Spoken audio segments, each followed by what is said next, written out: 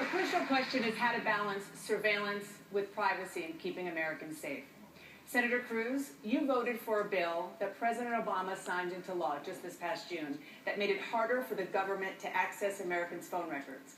In light of the San Bernardino attack, was your vote a mistake?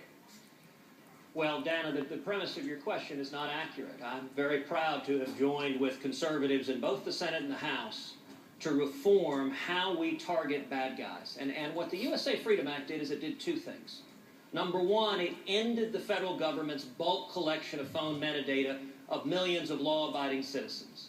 But number two, and the second half of it that is critical, it strengthened the tools of national security and law enforcement to go after terrorists. It gave us greater tools, and we are seeing those tools work right now in San Bernardino. And in particular, what it did is the prior program only covered a relatively narrow slice of phone calls. When you had a terrorist, you could only search a relatively narrow slice of numbers, primarily landlines.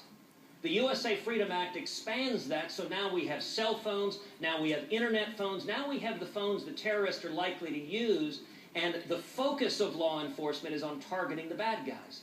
You know, what the Obama administration keeps getting wrong is whenever anything bad happens, they focus on law-abiding citizens instead of focusing on the bad guys. We need to focus on radical Islamic terrorists, and we need to stop them before they carry out acts of terror.